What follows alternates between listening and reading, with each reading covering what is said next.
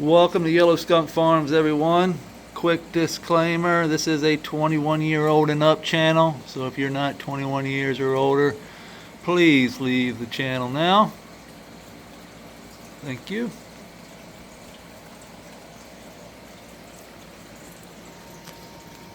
What's up, Pooter? Look at these guys. You guys just ate over on Instagram. I threw you a whole handful of food, and here you are begging. That's Cooter on the right and Scooter on the left. I'm hoping Cooter is the male, and I know Scooter is the female. She's twice as big as Cooter, as you can see.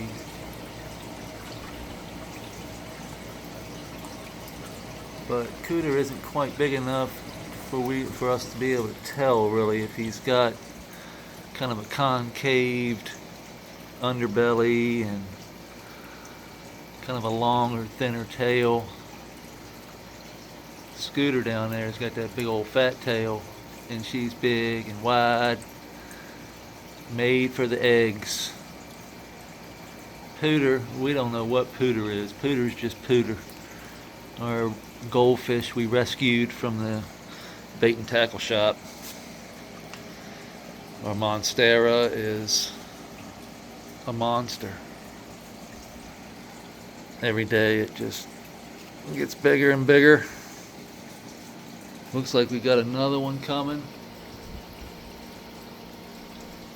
But I've been kind of just pulling this, trying to separate those two, but as you can see, it's just taking over the whole bed, and it's reaching all the way over to the creek just about. If you're new to the channel, this is a indoor regenerative ecosystem I've built. It's a fish pond built into a sandbox, built in a horizontal soil system by Leighton Morrison. That's where I learned it from. And there's a one pump over there that pumps water up, comes out up here, and then runs a creek through the garden bed. Let's go over here. And basically just runs back into the fish pond. But we use the creek as a filtration, and we're using it to extend the sand and the silt and the clay that you would normally get in the creek up over the creek wall into the soil pockets. You can see this grass was not here 700 days ago. Where are we at? 760 days. So you can see the creek wall. We don't have any sand and silt on that. Creek wall runs around. We did have a lot of sand and silt through here. You can see it still stays pretty moist too. And the worms turn it into worm castings. Those are all worm castings right there that have fallen down. And that is what is wicking up a lot of this water. And when I tell you it wicks up, it wicks up. You can see these guys doing their thing. Same goes for over here. This extends over into the soil. You can see a little elephant ear tree growing here. This plant is just a dud. We just left it here for roots because we want roots in our soil. This is another elephant ear tree. It's starting to grow new.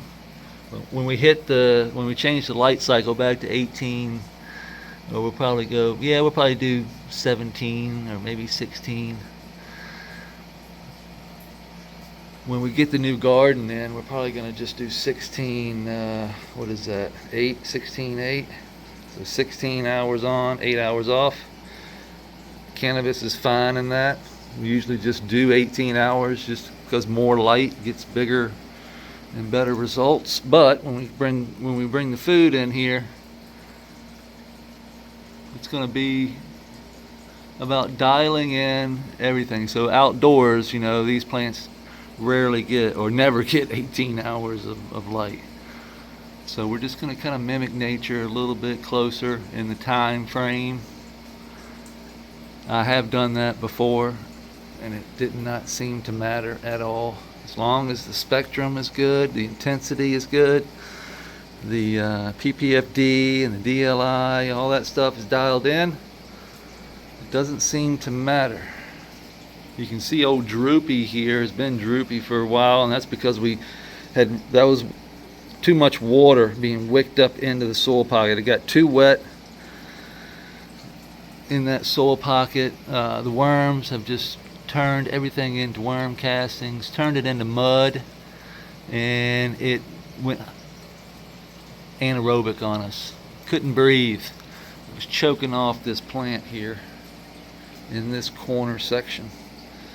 Mainly just in this side of the plant. This side of the plant did a lot better than that side.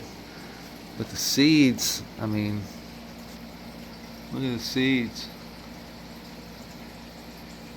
Every single one of them is getting ready to pop. I mean, there's just so many. Look, I think I got two right there. There's one. Good looking seed too. That one looks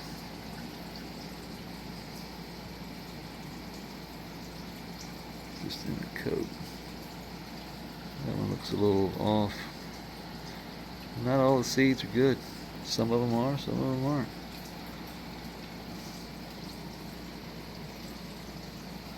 We're gonna get some residuals though.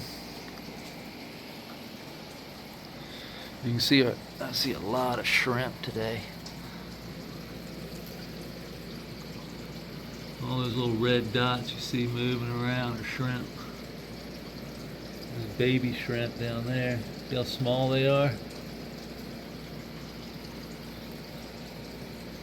And quick. There's thousands of them up in here. Everywhere we look, pretty much.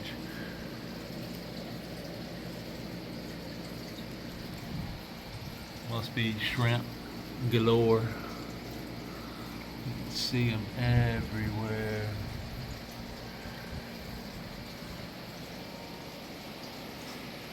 Then we've got our bush. So what we're trying to mimic, I know I had a couple of questions the other day about why and what plants I have in here and why I have them in here. And they're basically set in succession. So outside, in succession, we go from like grassland, just picture like a prairie grassland, and then like small short grass, and then it goes into the taller grasses, and then into the bushes, and then into the trees, and then into the old growth forest. Each one of these is a stage succession, and each one has different bacteria, different biology, and a lot of that bacteria is mainly focused in the grasslands, and then as we get into the old growth forest, we get into the fungal dominant. And what I was trying to do in here is give us the grasses, so give us the creek for the water, the aquaponics, the biology, basically the bridge. I want to bridge between aquatics and terrestrial, so that bacteria merges in with the fungus, and we get hopefully a 5 to 1-ish, maybe. I hope that's somewhere where I like to be, fungal to bacteria. But right now I'm probably pushing more bacteria than I am fungal, just because it's such a new bed. It's only a little over a year old. I know it's 760 days, but 317 of those days were me building the thing. So I added in the build time to that time. This thing is super terpy. I wish that I didn't seed it, but then again I'm glad I did, because it's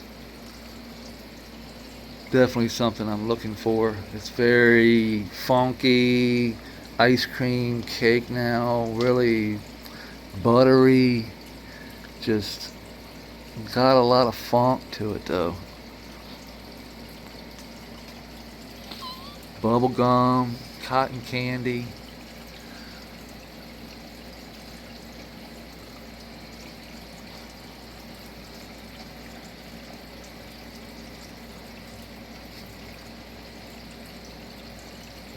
Definitely got the terps. Well, let's look at the top one. She's terpy.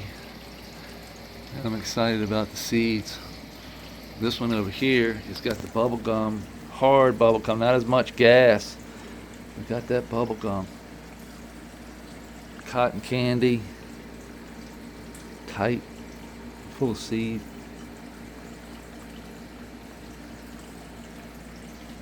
Very nice. Then we got this one over here, which is lemon lime.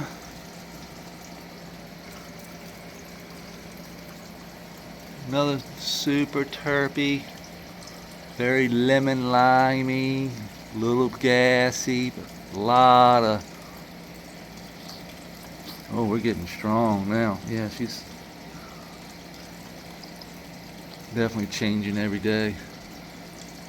Got a little vanilla, a little lemon, a little lime, a little bit of gas on the back end.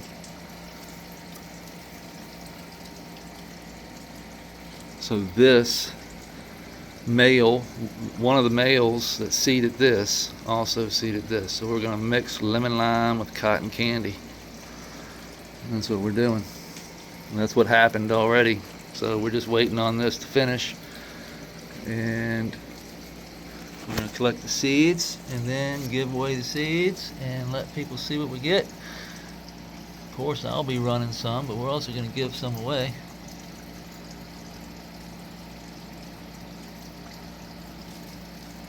Our tomato is pretty much no more.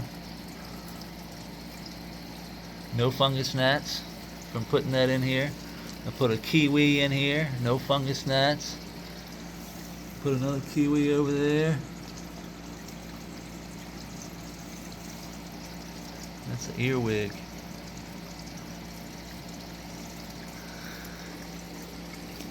No fungus gnats from putting in the fruit. So that's a good thing. That means we got a lot of good bacteria, a lot of good biology down there eating away all the fungus gnat larvae. Look at the worms in that. Holy cow. They are working that, ain't they?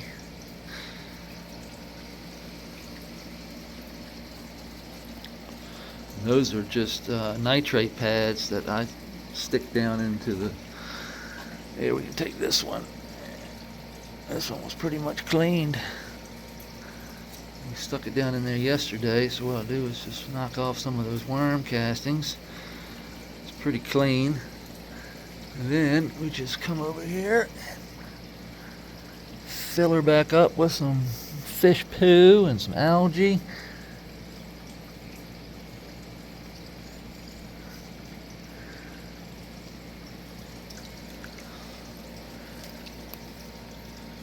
And lay her back on the soil there. It helps keep everything moist, helps keep the bacteria and worms happy. I'm just feeding the soil when I do that, not just moisture. I'm actually feeding. I'm feeding the worms and all the critters that get up in this. There's biochar inside of here that's activated by the creek. So they get up in there and run through that biochar, and good things happen to the soil.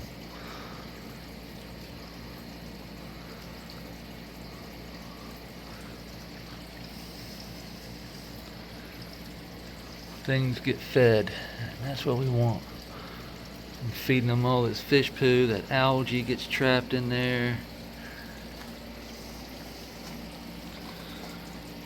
We move these around like daily, you know, just come in here and move it around. This is our ivy. There's a piece of kiwi. There's a shell of the kiwi. Just eventually gets broken down, and we break it down even more. The more I do that, the more it helps them out.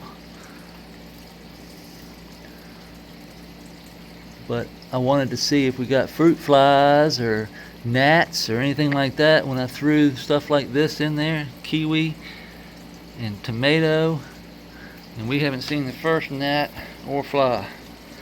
And that means we've just got diversity in the soil, and good things are going on down there. We got all the larvae. If the fly does come in and lay some eggs, or the fungus gnat, even though the conditions are right for the fungus gnat, they get eaten before they hatch, or as soon as they hatch, they're done. They get eaten.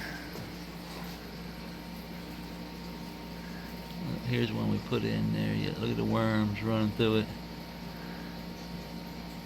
They get all up in that pad there and just go to town, and then drop all that good stuff. And we've got this poke rod here, just doing a little intelligent tillage. I'm not digging, I'm just poking holes, kind of like a golf course would on a green after it gets compacted. These guys do make channels, but the worm castings can get mudded up, as I've seen over here, if too much water gets going. So what I've been doing is just aerating a little bit, making sure air can get down in there. You know, if it sticks to the rod, I've got a lot of moisture in there that we're trying to just aerate out a little bit, which it is helping.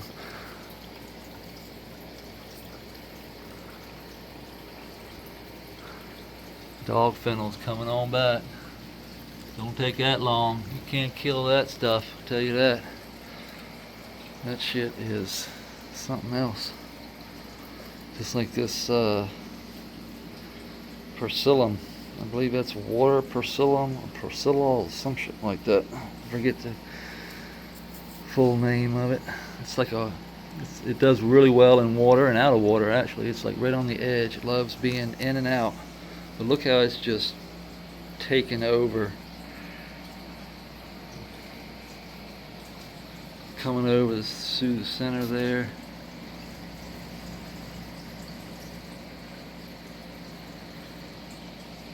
Crazy how it works. Our lucky bamboo is looking great.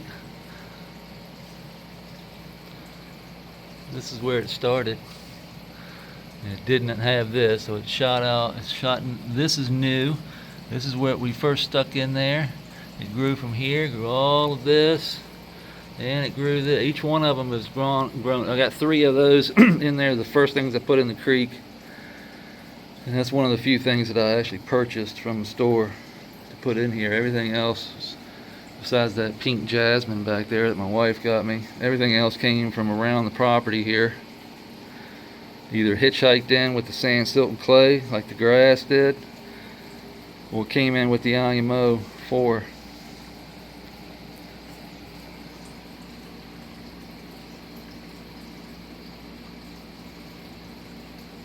The seeds are just, I want to see. There we go. Yeah, that's what I want to see. Tiger stripes, baby.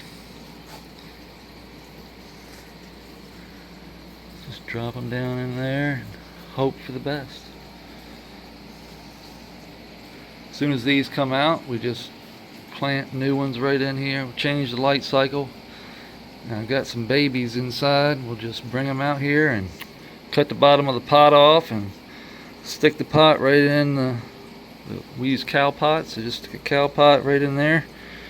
And then as it grows, we remove the cow pot and voila.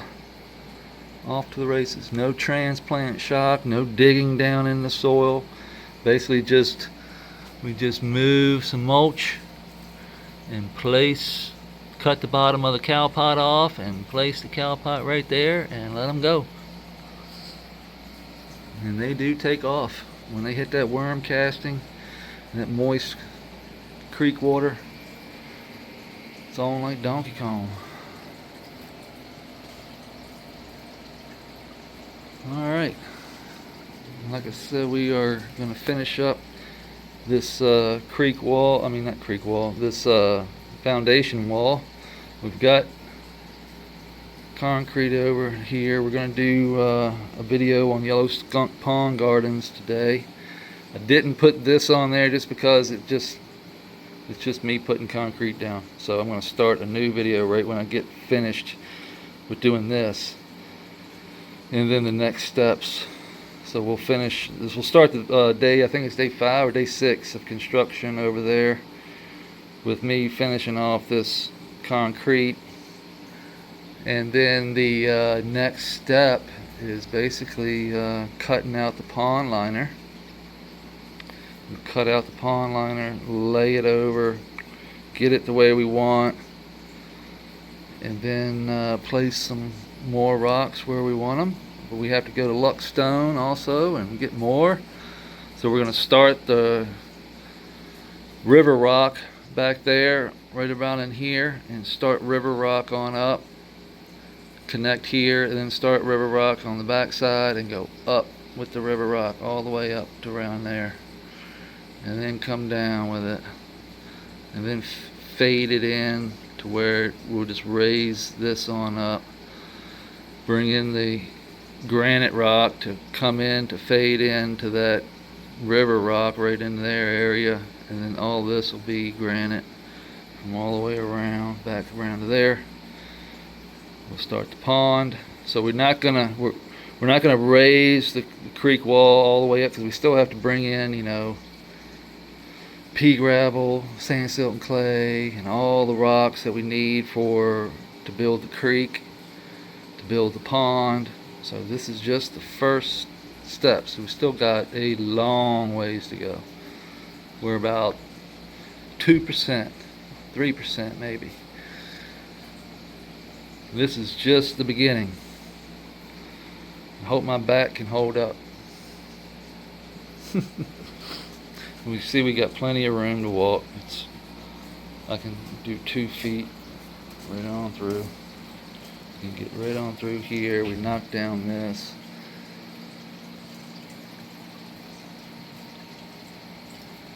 Bring this on up. We'll be able to lean over, get to anything we want down through here. The pond will be over there. The creek will be coming down, douche, douche, douche, into the creek system. Maybe a little turn here, a little turn there, a little turn here, a little turn there, and then back into the pond.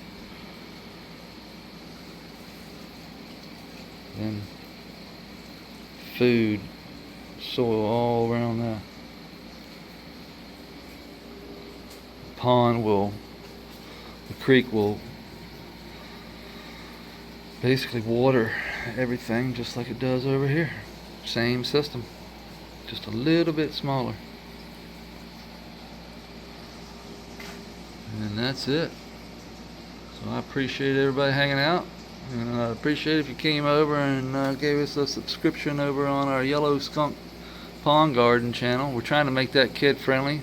Most of the videos will be kid friendly.